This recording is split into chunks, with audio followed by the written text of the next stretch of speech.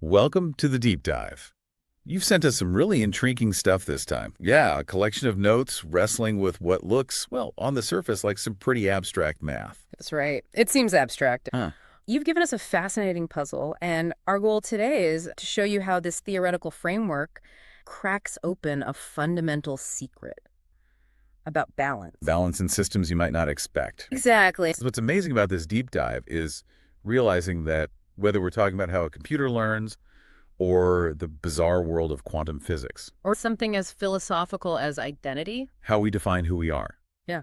There's this common mathematical thread running through it all. It's all about finding that sweet spot between things wanting to come together and things needing to stay separate. A kind of universal tug of war. A tug of war, that's a good way to put it. The key to understanding this is this mathematical expression, math psi plus lambda I psi. Okay, math pi plus lambda I psi. Think of P as a proximity force. It's what pulls things together, makes them smooth or similar. Okay, proximity. Got it. Then you have identity force. This is what pushes for distinctiveness, for things to be themselves, to stand out. Identity pushing apart. That Greek letter lambda controls how strong each of these forces is in the mix. Lambda balances proximity and identity forces. It sets the balance. This equation is the recipe for finding the perfect balance. Let's start digging into what the math actually tells us. The first big idea from your sources is Theorem 1. It talks about the existence of equilibrium. What's the surprising insight here? What's remarkable is the math proves under general conditions any system you can describe with this proximity identity functional. Yeah. The map, That functional. any system described must find at least one point of balance, an equilibrium. Must, not might. Think about that. It's not just that balance sometimes happens by chance. The math says it's fundamentally built in, like a ball rolling to the bottom of a hill. There's an inherent tendency to settle. Find that sweet spot. Exactly, to find a sweet spot. It's unavoidable. It's unavoidable. The proof uses clever and established mathematical tools. Imagine a toolkit for analyzing complex landscapes. These tools have names like variational calculus, Lev spaces, Poincare inequality. They guarantee that in the most complex landscape, there will always be at least one point where the forces balance. So we don't need to get bogged down in the technical names, but these are powerful methods. The key to remember is this equilibrium isn't just observed sometimes. It's a mathematical necessity. That's a powerful idea. Now, your sources introduce something called the Euler-Lagrange equation. If Theorem 1 tells us a sweet spot exists, what does this equation tell us about what that sweet spot looks like? Right, good question. So if we connect this back to the idea of that balanced landscape, the Euler-Lagrange partial differential equation, that's the delta lambda zero part. Okay, another equation. Yeah, this one describes the balance of forces at every point within that landscape, not just overall, but locally. Every point. Mm-hmm. That delta term represents the proximity force, the drive to smooth things out at that specific spot. Merging tendency. Exactly. The lambda term represents the identity force, acting at that same point, the push to maintain its unique character right there. It's a continuous balancing act happening everywhere within the system. Exactly. Think of it like a tightrope walker. They're not making one big adjustment, right? Lots of tiny ones. Exactly. Countless tiny adjustments maintain balance. The Euler-Lagrange equation is the mathematical description of this intricate equilibrium. Gives a more detailed picture. Okay. Now, Theorem 3 talks about the uniqueness of this sweet spot. Why is it important there might be only one? Is this balanced state just one of many possibilities the system could land in, or is it something special and predictable? Is it the destination or the possible stop? Theorem 3 tells us if the function in our identity term, pushing for distinctiveness, has a property called strict convexity. Strict convexity. What does that mean intuitively? Imagine a bowl shape that always curves upwards, no flat spots at the bottom. If F has that shape. Like a perfect valley. If F is strictly convex, this sweet spot isn't just a balance point, it's the only stable balance point, the unique one. Unique and stable. It sounds like big implications. It means under these conditions, the system will naturally settle into one specific predictable equilibrium. There's no wandering between balanced states. The forces will guide it to this single stable configuration. Okay, we've got the framework guarantee of balance theorem, the equation describing that balance point by point, Euler-Lagrange, and conditions for it to be the one and only stable spot theorem. That's a great summary. Let's see how this plays out. Your sources gives fascinating examples. Machine learning seems like a surprising place to find this fundamental balance. It does, doesn't it? What's truly fascinating is how this abstract mathematical idea shows up in areas you might not immediately connect it to. Take machine learning. Your sources point out how the proximity idea, keeping the model parameters small, may be represented as theta. Okay, simple. And the identity idea, often about fitting the data well, like minimizing cross-entropy error. These fit perfectly into our general framework. So simple parameters, accurate predictions. When a machine learning model is learning, it's trying to find the best set of settings, the best theta. And that process involves finding this exact balance between simplicity and accuracy. It leads to a sweet spot mathematically. When training an AI, we're tuning competing forces, a drive to be simple, avoid overfitting, and a drive to capture all the details, hoping to land on that perfect middle ground. Precisely. Regularization techniques we use in machine learning act like our Lambda. The control knob. The control knob helps us dial in the right balance between, say, not learning enough, underfitting, and memorizing too much noise, overfitting. Yeah. What about those other seemingly different examples, like fractals and quantum islands? They seem worlds apart, but the principle connects them.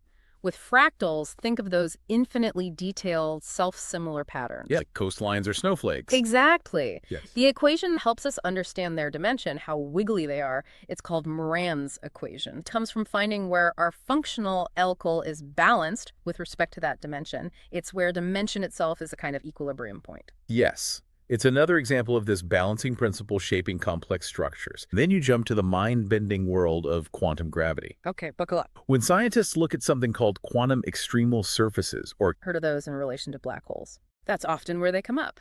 They use a functional, something like mathcal Li mathrmary 4G plus SM, that balances geometric properties like area with quantum properties like entropy.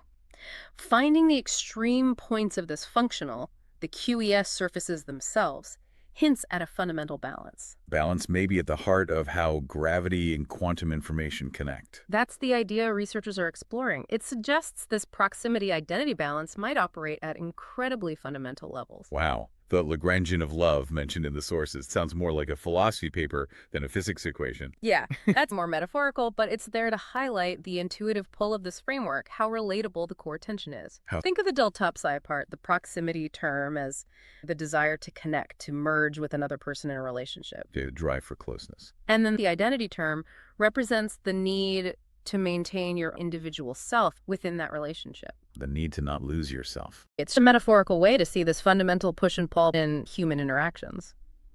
This idea of balancing proximity and identity seems to pop up everywhere, from AI to quantum gravity to relationships. But your sources take a deep dive into advanced math simplex geometry in submanifolds. Why should we care about these abstract concepts? What do they add? This is where the story gets richer mathematically. It adds a new geometric layer to understanding these sweet spots. Geometric layer. Imagine a system with many possible states. Symplectic geometry gives us a way to organize these states like a map with specific rules and a Lagrangian submanifold. Think of it as a very specific, constrained pathway or surface within this vast space of possibilities. It's not just any old surface. It has special properties related to the geometry. How does this relate back to our sweet spot, our equilibrium points? Well, think about classical physics, how we describe motion. If you have a system defined by the Lagrangian, which is very similar in spirit to our functional, The thing measuring energy. related to kinetic minus potential energy, yeah. The set of all the possible physical paths that system can actually follow according to the laws of physics. They naturally form one of these special Lagrangian submanifolds within the system's phase space. At the space of all possible positions and momentum. Position and momentum together. Connect that to our proximity identity. We think of our state and momentum, which comes from how it changes with C. It turns out the sweet spots we've been talking about, The points where the forces balance. precisely those points, collectively define this constrained pathway, this Lagrangian submanifold within the larger space of all possible and their momenta. Whoa. Okay, so the sweet spot isn't just a single point or a collection of isolated points, but they all lie together on this specific geometric structure. Think of it less like finding a single bullseye and more like identifying a specific groove on a record. The needle representing our system is constrained to follow that groove, and that groove represents the set of all possible balanced states. A landscape of balanced states. That's a great way to put it. Similar to how, in another formulation of physics called Hamiltonian mechanics, systems evolve over time in a way that keeps them on these special Lagrangian submanifolds. And you mentioned an analogy to energy earlier. Right. If you squint, you can see our proximity term acting like kinetic energy, related to smoothness, and our identity term, lambda I psi, acting like potential energy associated with being in a particular state or configuration. So math calls like kinetic minus potential. Usually Lagrangian is TV. Ours is P plus lambda I. How does that fit? The sign difference is interesting. In optimization like machine learning, we minimize a loss, error plus regularization, aligning with our P plus lambda I structure. In physics, the principle is often minimizing the action, which involves the integral of the Lagrangian TV. The core idea connecting them is that finding stationary points, minima, maxima, or settle points, reveals the physically relevant states or paths. Here, minimizing R finds the equilibrium states, and geometrically, these states form that Lagrangian submanifold, just like the stationary action paths do in mechanics. So the structure is analogous, even if the energy interpretation differs slightly. The core idea is finding stationary points. Those points have this geometric structure, and this even ties into something as apparently far out as mirror symmetry. It does. That connection is very deep and mathematically advanced. The gist is that in sophisticated areas of math and theoretical physics, there are surprising dualities, these mirror relationships between seemingly different types of geometric objects or theories. The existence and properties of these Lagrangian submanifolds on one side of the mirror can tell us something profound, unexpected, about related mathematical structures on the other side. Our sweet spots form structures, a clue to deeper connections. It suggests that, yes, it hints that these states of balance, these proximity identity equilibria, might be fundamental geometric objects that act as bridges between different mathematical or physical descriptions of reality. Boiling it down, what's the key takeaway from bringing in symplectic geometry and Lagrangian submanifolds? It boils down to the powerful theorem in geometry. If you have a mathematical object called an exact one form, think of it as the gradient of some function. The slope of our landscape. The theorem says the graph of this slope forms a Lagrangian submanifold, and it turns out our way of measuring proximity identity functional changes, which we can write as The change. it is an exact one form globally, assuming appropriate function spaces. Therefore, the conclusion is mathematically rigorous. Those sweet spots aren't just isolated points of balance, they are all connected in a specific geometric way. They must form a Lagrangian submanifold within the system space of possible configurations and their associated momenta. This elevates the idea of a sweet spot from just a useful metaphor or result of optimization Right. to a real mathematically proven geometric structure inherent in the system. Precisely. It's a fundamental consequence of the underlying mathematics rooted in symplectic geometry. The equilibrium states live on this surface. Okay, amazing. To bring it full circle, we started with this simple functional p psi plus lambda I psi, capturing tension between merging and distinguishing. We saw the math guarantees the equilibrium exists, theorem 1. It gives us an equation, the Euler-Lagrange PDE, that describes this balance point by point. Del top psi plus lambda s to 0. Under certain conditions, this balance point is unique and stable, theorem 3. We saw it in machine learning, fractals, quantum gravity. Even in relationships. These balanced states aren't just points, they form a specific geometric object, a Lagrangian submanifold. What's the big picture message? For me, the big picture is this seemingly simple idea of balancing opposing forces, proximity versus identity, merging versus distinguishing, simplicity versus complexity, captured in that initial functional, appears to be a remarkably fundamental principle. It seems to govern an incredibly diverse range of phenomena. From algorithms running tech To the very fabric of reality at the quantum level. This tug of war seems to be a universal theme. And these points of balance arrange themselves into such a profound geometric structure, this Lagrangian submanifold, hints at an even deeper underlying unity we might not fully grasp yet. It makes you think, doesn't it? Ever get that feeling random things are connected? Like you see the same pattern again and again, but in different places. Absolutely. That's exactly the kind of mind-bending journey we're about to go on today. We're doing a deep dive into this fascinating book, Primal Privacy, a computational metaphysics. It throws this kind of wild idea at you, that this principle of finding an extreme The smallest value or maybe the largest might be some kind of fundamental blueprint underlying, well, almost everything. The book makes a compelling case whether you're looking at light, choosing the quickest path. Fermat's principle. Exactly. A computer program learning from data by minimizing errors. Or how we try to keep personal info private. There's this constant theme of optimization. You're always seeking a minimum or maximum of something. What's the big picture argument the author, Sethu Iyer, is trying to make? What's the mission of Primal Privacy? The central idea and mission of the book is to argue that these examples of finding an extreme aren't coincidences. Iyer argues there are different sides of the same coin, different faces of one fundamental principle he calls the fundamental trade-off functional. Fundamental trade-off functional. Okay. Think of it like a universal balancing act between two core drives pulling in opposite directions in systems. And what are these two fundamental drives? What's being balanced? He identifies them as Euclidean proximity and hyperbolic identity. So Euclidean proximity, keep aside, that's all about things wanting to be smooth, close together. Similarity. Generalization. Exactly. Finding common ground, creating general rules.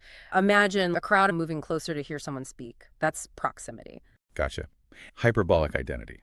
Right. Eyesight, opposite drive. The push towards being distinct, separate, having your own unique structure or identity. Think of each person in that same crowd still having their own individual thoughts, their unique perspectives. That's identity. Euclidean and hyperbolic, those sound like they come straight out of geometry. Right. Why use those terms? They do, and he uses them intentionally because geometrically they capture these opposing drives nicely. Euclidean geometry, our standard flat space, straight lines. What we learn in school. It embodies closeness, similarity. The shortest distance is a straight line, neat and orderly. Okay. Hyperbolic geometry, on the other hand, it's curved in a specific way. It has this property where things naturally spread out, distances grow exponentially faster, so it inherently represents that idea of divergence, separateness, distinct identity. There's just more room in hyperbolic space for things to be far apart, metaphorically speaking. This fundamental trade-off functional he's proposing, it's a mathematical way to combine these two geometric ideas, these opposing forces, and there's a way to adjust the balance between them. He formulates it conceptually as this combination, and a key piece is what he calls lambda, the tuning parameter. Lambda. You can think of lambda like a knob. It controls how much weight each of these forces, proximity and identity, gets in the overall balance. What happens if you turn that dial? Way up or down? What are the effects? So if lambda is very low, the pull towards smoothness and similarity is stronger. The system tends to become uniform, maybe too uniform, losing its unique characteristics. Like overfitting in machine learning. Exactly like overfitting, where a model learns the training data so well it can't recognize anything new. If lambda is cranked way up, then identity dominates. Things become fragmented. You lose the overarching patterns, the coherence. Right, like maybe focusing so much on individual details, you miss the bigger picture. I like trying to understand a forest by looking at every single leaf without seeing the trees or the ecosystem. Sounds like the interesting stuff, complexity, emerges somewhere in the middle, where both forces are actively competing. Absolutely. That's the key insight. It's in that balanced region where neither force wins out. You see the emergence of complex structures, learning, information processing, all the things that make the world interesting. Iyer argues finding this sweet spot, this balance, is crucial for understanding how these complex systems arise and function. Wow. That's a grand vision. Connecting fundamental physics all the way to maybe consciousness even. The intro really hints at this huge scope: math, quantum physics, computer science. He's really aiming for a universal principle, isn't he? That's absolutely the ambition. Yeah, the book then proceeds to take us through these different fields using this proximity identity framework as a new lens. It's this idea he calls computational metaphysics. Computational metaphysics. Trying to find the algorithms, the computational rules that govern reality. We've got this core concept, extremization, this balancing act between proximity and identity via lambda. Yeah. Where does the book take us next? Does it ground this in history? It does, yeah. Chapter 2 really digs into the historical roots of this concept of extremization, taking us back to classical physics. One of the earliest examples Iyer points to is Fermat's principle in optics, the idea that light takes the path that requires the least time between 2 points. The path of least time, a minimization principle. Yeah, it's a hint that maybe nature operates by finding the most efficient way to do things. Optimization. That idea evolved into the principle of least action in physics with Lagrange, Hamilton, showing the actual path a physical system takes minimizes this quantity called action. What's fascinating, even in those early formulations, you can see an inherent trade-off. In classical mechanics, the action involves both kinetic energy and potential energy of a system. Two different aspects. Yeah. Two seemingly different things balanced in this principle of least action, this idea of, balancing different factors to find an optimal path. It's been baked into physics for centuries. And then Noether's theorem came along, connecting symmetries to conserved quantities. How does that fit into this picture? Noether's theorem, early 20th century, deepened the understanding of these variational principles, these optimization ideas. Oh, so It showed this really profound link between these optimization principles, like least action, and fundamental conservation laws. If a system's laws have a certain symmetry, some quantity must be conserved. It cemented the idea that optimization and underlying symmetries are deeply intertwined in how the universe works. physics provided early groundwork for finding extremes. What about math? Does Iyer see this principle showing up in pure mathematics too? Definitely. In math, Iyer highlights concepts like a fractal dimension.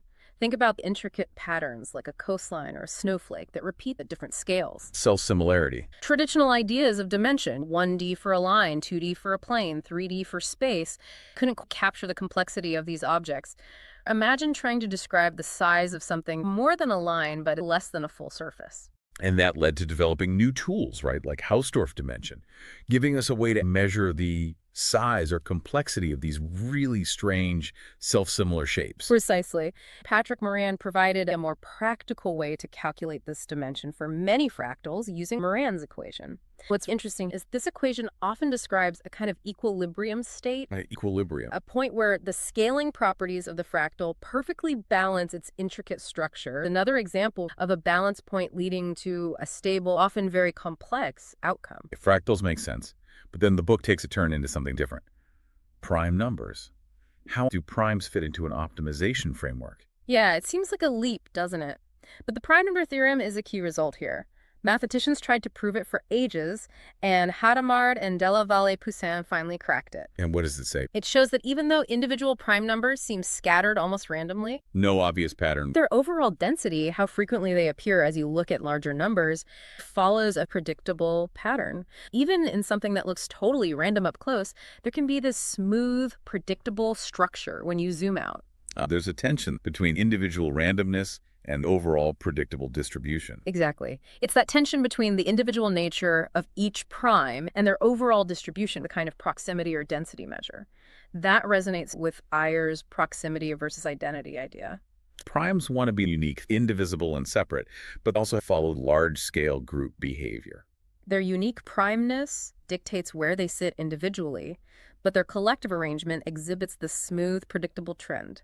Proximity wins in the aggregate. This historical overview culminates with a more recent field, differential privacy in computer science. Differential privacy is a way to analyze large data sets while giving mathematical guarantees about protecting the privacy of individuals in that data. The core idea is to add a carefully controlled amount of random noise to the data, or more often, to the results of analyses run on the data. Amount of noise is the trade-off. More noise gives you stronger privacy guarantees, more protection for individual identity, but it might reduce the accuracy or usefulness of the analysis, makes the result less close to the true value. dp-sgd applies this to training machine learning models. You're balancing the desire to learn useful patterns from the data with the need to protect identities by adding noise. Looking back across all these fields, physics, math, computer science, Iyer is basically saying, look, these historical threads all point towards this central idea, optimization and a fundamental balance between opposing forces. That's the core argument of that second chapter. These aren't just isolated facts. They suggest a fundamental pattern in how we understand and model the world,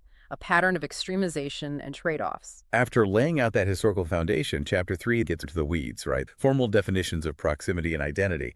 How does Iyer pin these down mathematically? Well, he emphasizes that the specific mathematical form will depend heavily on the system you're actually analyzing. There isn't one single equation for all cases. Okay. But for Euclidean proximity, if you've got a set of distinct points in space, a very natural way to measure their closeness is just look at the sum of the square distances between all pairs. Minimize that sum and they'll cluster together. It encourages clustering.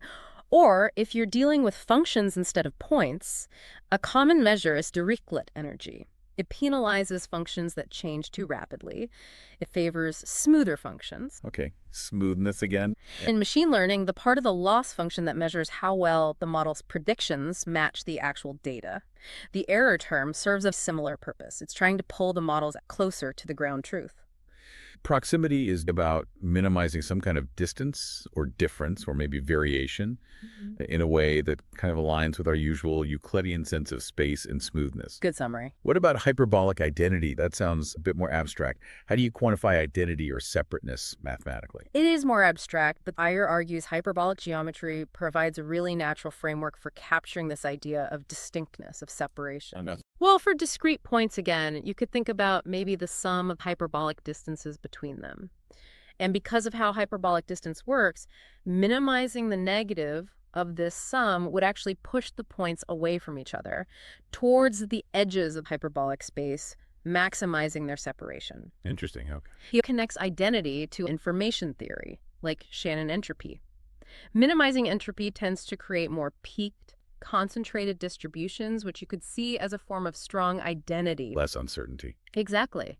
In machine learning, L1 and L2 regularization encourage simpler, sparser models, fewer non-zero parameters. Gives the model a more distinct, less cluttered structure. You could interpret it that way, yes, giving the model a clearer, perhaps more parsimonious identity. Identity can take different forms, but it generally pushes towards things being distinct, having more concentrated structure, or being simpler, often in ways that don't fit our everyday intuition. Exactly. When you put these two components together in the fundamental trade-off, this balance between pop psi and ip psi, that parameter lambda, becomes a crucial knob. It determines which of these forces has the stronger pull on the system's state. Yeah. The states where this functional reaches a minimum or local minimum, where balance is struck, those are the stable configurations the system tends to settle into. That's the idea. And Iyer points out something interesting about these functionals. The proximity part is often mathematically nice, smooth, convex, maybe easy to optimize. Okay. But the identity functional, especially when it involves hyperbolic geometry or measures of sparsity like L1, is often more complex. Non-convex, maybe has lots of sharp corners. Why is that important, that complexity? Because that complexity is actually what can allow for multiple stable states, multiple different minima in the functional. Those stable states could represent different memories in a brain, patterns learned by a machine learning model, or different phases of matter in physics. The niceness of proximity pulls things together, but the complexity of identity allows for distinct, stable alternatives to emerge. That's a great way to think about it. A framework flexible enough to apply to a lot of different scenarios, but still has this underlying mathematical structure. It sounds like it. The goal seems to be providing this common language, right? Yeah. We're talking about phenomena that look completely unrelated. That's the goal. Chapter 4 looks at prime-driven fractals. How do these really intricate mathematical objects illustrate this proximity-identity trade-off? Yeah, this is a particularly elegant example, I find, because it directly ties together something from pure number theory, the unique identity of each prime number, with the geometric complexity of fractals. Iyer discusses a specific construction called the dynamic prime Cantor set, or DPCS. It's built up in stages, kind of like the classic Cantor set, where you keep removing the middle third of line segments. Right, I remember that one.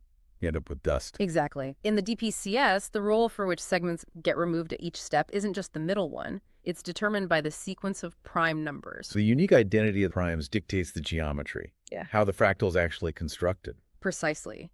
At each stage, you look the indices of the subintervals you have. If an index corresponds to a prime number, you remove that interval. If it's not prime, you keep it and subdivide it. What's fascinating is that even though this removal process is driven by primes, the resulting fractal, the DPCS, has a Lebesgue measure of 0. Meaning its length is 0, like the original Cantor set. Exactly. In a sense, it has almost no size. We think about length on the number line. That's the proximity aspect driven towards 0 minimal size. But it's not just empty space. It's still a complex set. Absolutely not empty. It's an uncountable set, meaning it has more points than the counting numbers. And crucially, its Hausdorff dimension is 1. 1. Like a line, even though its length is 0. It has the same dimensional complexity as a continuous line segment, even though its measure is 0. So you have this prime identity leading to a minimal connectedness or size in terms of measure, but it still manages to achieve maximal complexity in terms of its dimension. The balance here is struck in this really peculiar way, almost maximizing complexity under the constraint of having vanishing size. That's pretty wild. And then the book contrasts this with the fat dynamic prime Cantor set, FDP-CS. The FDP-CS uses a similar prime-based rule, but it's less aggressive. It removes a smaller proportion of the interval at each prime index step. Okay. And the result is a set that actually does have a positive Lebesgue measure. It retains a significant size. Its dimension is also 1, but for a much more straightforward reason, simply because it contains intervals, it has positive length. In the fat version, the influence of the prime identity is moderated, leading to a different balance where proximity is preserved more. Exactly. And there's this really weird prime ghost effect they mention, where sometimes removing the influence of certain primes can paradoxically increase the final measure of the set. It highlights this incredibly delicate interplay between the arithmetic identity of the primes and the resulting geometric structure. Primes are sculpting the geometry of these sets. How strongly they sculpt, how much they remove, determines the balance between size and complexity. That's a perfect analogy. The Moran equation used to calculate the fractals dimension acts as the extremization principle here. It finds that stable scaling exponent where the geometric contraction balances the arithmetic complexity introduced by the prime removal rule. Okay, so that's a purely mathematical example. Chapter 5 dives into the deep end of physics, doesn't it? Yep. Quantum extremal surfaces and the holographic trade-off. Sounds heavy. This chapter explores how proximity identity ideas might be playing out at the foundations of spacetime and black holes. Where do you start with that? A key problem is the black hole information paradox. What happens to information about stuff that falls into a black hole? Does it just disappear? Physics says information shouldn't be destroyed. Big conflict. Huge conflict. This led to the development of the holographic principle. The idea that all the information needed to describe a volume of space might be encoded on the boundary surrounding that volume, like a hologram. And the ADA-CFT correspondence is our best example of that, right? This weird duality between gravity theory in anti-de Sitter space and a quantum field theory without gravity on its boundary. It provides a concrete realization of holography, translating between the bulk gravity theory and the boundary quantum theory. A crucial tool in this dictionary is the Ryu-Takayanagi formula. It relates a purely quantum informational quantity in the boundary theory, something called entanglement entropy, to a geometric quantity in the bulk, the area of a certain minimal surface. A minimal surface. Right. Finding the surface with the smallest area. That sounds like our extremization principle again. Exactly. Finding these minimal surfaces is an optimization problem. Geometry and quantum information are deeply linked through optimization. Where does Iyer's specific proximity identity trade-off functional come into this picture? The key concept is generalized entropy. Generalized entropy. It's the sum of two terms. One is the area of some boundary surface divided by 4 times Newton's constant, which relates to the black hole's own entropy. And the other term is the entanglement entropy of all the quantum fields inside that boundary. Wait, so it's a sum area, which is geometric, plus entanglement entropy, which is informational. Notice the structure. Area 4G plus syntanglement. It looks like a sum of 2 different quantities, similar to proximity and identity being combined. Okay, I see that. And then you have quantum extremal surfaces, or QES. These are surfaces that make this generalized entropy stationary, either a local minimum or a maximum. They extremize the generalized entropy. The sum now, not just the area. Right. And the island rule, a recent proposal to resolve the information paradox for evaporating black holes, involves finding these QES. It involves finding regions, potentially disconnected islands, deep inside the black hole, such that including them when calculating the generalized entropy minimizes its value. So the structure of space-time itself, or at least how information is localized within it, might be determined by finding configurations that optimize this balance between geometric area cost and quantum information content. That's the profound and compelling argument Iyer presents, yes. The effective boundaries of regions where information is accessible might be governed by this optimization of generalized entropy. This functional fits the general form of his fundamental trade-off functional remarkably well. The tuning parameter. In this context, lambda would likely be related to fundamental constants like Newton's gravitational constant g and Planck's constant, which inherently link the geometric, gravity, and information aspects. It's mind-blowing to think the fabric of space-time might emerge from this information geometry balancing act. It suggests a deep, interconnected, computational nature to the fundamental constituents of reality. Okay, wow. Let's pull back from the edge of the cosmos. Chapter 6 looks at something more grounded in our digital lives. machine learning and dp-sgd. Hmm. How does this very practical field of algorithms fit the proximity identity picture? This is a concrete, everyday example of the trade-off. When you train a machine learning model, the whole process is usually about minimizing some kind of loss function. Measuring how bad the model's predictions are. Exactly. That loss function typically has two main parts. There's a term that measures how well the model's predictions fit the training data. You want the predictions close to the actual answers. Minimize the error. That's your proximity term. But then there's usually another part called a regularization term.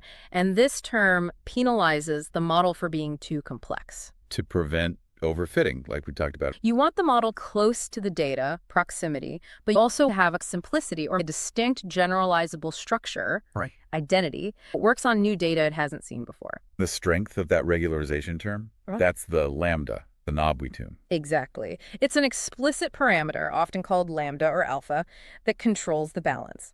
You tune how much you care about fitting the training data versus keeping the model simple. When you bring in differential privacy using Differentially private stochastic gradient descent. you're adding random noise to the updates the model makes to its parameters during training. Why add noise? The noise is designed to obscure the contribution of any single individual data point in the training set. It protects privacy. You add noise for privacy. But that must affect the model's ability to perfectly fit the data, right? It introduces another trade-off. Precisely. The more privacy you want, the more noise you generally need to add. And adding more noise can sometimes lead to a slight decrease in the model's final accuracy. It makes it harder to achieve maximum proximity to the true patterns. So it's a direct, algorithmically implemented trade-off between utility, proximity to data, and privacy, preserving identity separateness. Exactly. It suggests these principles of balancing competing objectives are fundamental. Yeah. Whether you're looking at natural systems like physics or artificial systems we build. Okay, we're getting near the end of our time. The book concludes by pushing the boundaries further, touching on space-time topology. We can't unpack those now, but can you give us a glimpse of where Iyer goes with those ideas? Sure. In those final chapters, Iyer really does swing for the fences. He speculates that in the fundamental shape and connectivity of space-time itself, its topology, things like wormholes, might emerge dynamically from the minimization of some version of this trade-off functional on a cosmic scale. The holographic principle is viewed again through this lens, balancing geometric cost with informational complexity. And consciousness. In a thought-provoking final section, he floats the idea that perhaps the dynamics of our own thoughts, feelings, our subjective experience, consciousness itself, might be understood at some level as a process of the brain seeking stable states, minimizing cognitive loss or free energy within a complex internal state space, governed by principles of balancing competing drives, proximity, and identity, just manifested in the biological wetware of the brain. It sounds like he's really aiming to build this incredibly comprehensive, almost philosophical framework for understanding reality, all based on optimizing a trade-off. That's the overarching ambition of Primal Privacy. It's a deep, challenging, thought-provoking exploration of a potentially universal principle that could connect everything from abstract math to the cosmos and the nature of our minds. This has been a fascinating deep dive into incredibly big and challenging ideas. It makes you wonder if this concept of a fundamental trade-off, this balance between proximity and identity, might be a hidden key to understanding the world around us. It leaves a profound question. Could the universe, at its most fundamental level, be engaged in this process, finding optimal balances between competing forces of connection and separation, similarity and uniqueness? Is that dynamic balancing act what gives rise to all the complexity and structure we observe? Definitely something to ponder. If you want to explore these ideas further, the book is Primal Privacy, A Computational Metaphysics by Sethu Iyer. Not a light read, but potentially rewarding. Thanks for guiding us through this. Pleasure. Fascinating stuff.